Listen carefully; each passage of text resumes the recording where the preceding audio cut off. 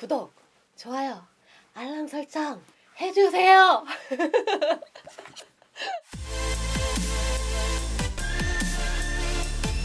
오늘은 흔하게 겪는 일인데요. 화상 환자분이신데 밥을 먹으러 음식점을 간 거예요. 근데 그 음식점에 불을 이동을 하는데 불이 나옵니다 조심하세요 라고 안내를 하잖아요. 원래 안내를 하도록 되어 있어. 이게 숯을 옮기다가 다른 고객하고 부딪힌 거예요. 숯을 그대로 놓칩니다. 생각만 해도 아찔하죠.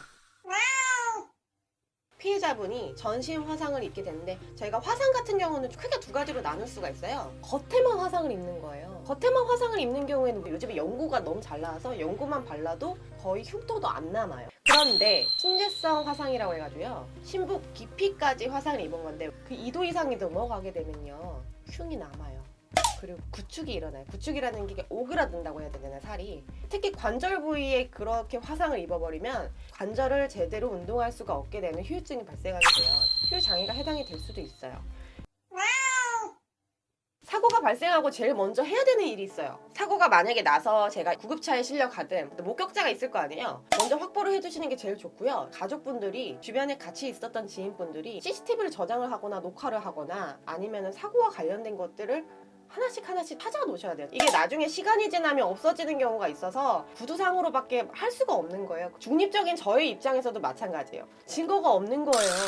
항상 문제가 되는 건 손해배상 책임은요, 민법 750조에 따르면 위법 행위로 타인의 신체 또는 재물에 손해를 입혔을 때 그 손해를 배상해야 된다라고 규정이 되어 있어요. 그래서 그 손해배상을 하게 되는 건데, 문제는 제가 피해자잖아요. 피해자이기 때문에 제가 입증을 해야 된단 말이에요. CCTV가 남겨 있으면 제일 좋겠죠. 근데 요즘에 CCTV가 다 되어 있는 데가 아니에요. 문제는 그 CCTV가 없어서 나의 책임으로 넘어진 건지 상대 책임으로 넘어진 건지 이런 게 구분이 안 된단 말이에요. 이런 경우에는 그런 사고 조사를 할 때 CCTV나 목격자의 진술, 그리고 이제 사장님의 진술도 받겠죠. 아니면 그 현장에 있었던 사람들, 아니면 뭐 CD부터 시작해서, CD라는 거는 그 환자의 상태를 알 수 있는 영상 CD라든가 진단서라든가 구급기록지라고 해가지고, 119 타시잖아요. 구급차 타잖아요. 구급 기록지하고 출동 기록지라는 게 남아요. 거기에 몇 시에 출동을 했고 몇 시에 도착을 했으면 환자 상태가 어떻고, 그리고 환자가 뭐라고 진술을 했는지까지 나와 있어요. 근데 문제는 자차로 이동한 경우에 내가 운전할 정도가 돼. 아니면 옆에 이제 보호자분이 이게 안 와서 싫어서 갈 수도 있잖아요.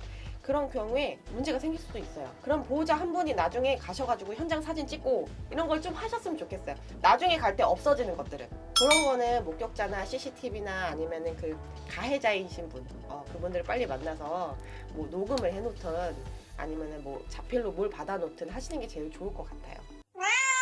만약에 타고객이 없다고 쳐요. 종업원이 실수로 화로를 엎을 수도 있겠죠. 종업원이 타인의 신체에 손해를 입힌 경우에는요, 사용자가 배상을 하게 되어 있어요. 사용자가 누구예요? 가게 주인! 종업원을 고용한 가게 주인이 사용자가 돼요.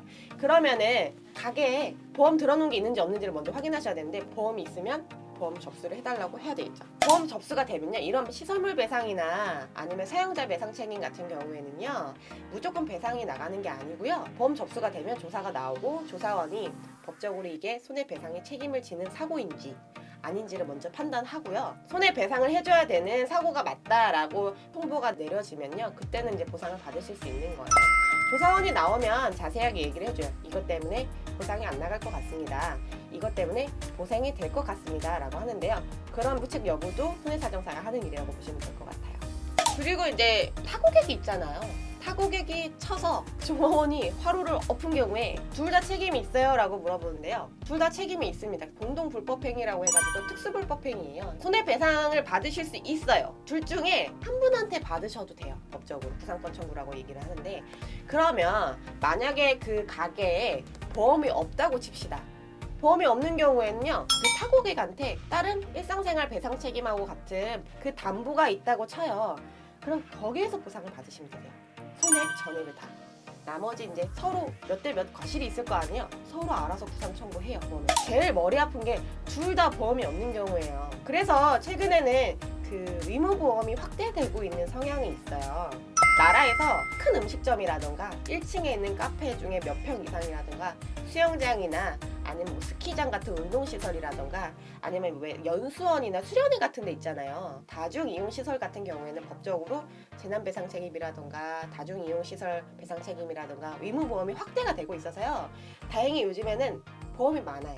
사장님 입장에서 보면요. 결국에는 내 종업원이 근무 중에 실수로 타인의 신체나 타인의 재물에 손해를 입히면 그 손해를 내 종업원이 아니라 내가 배상을 해줘야 되기 때문에 보험을 가입을 하시면요. 법적으로 나중에 뭐 소송이 들어온다거나 이런 게 없단 말이에요. 결과적으로 보험회사하고 싸우면 되는 문제니까요. 그래서 보험을 가입을 하셨으면 좋겠어요. 의무보험이 아니더라도.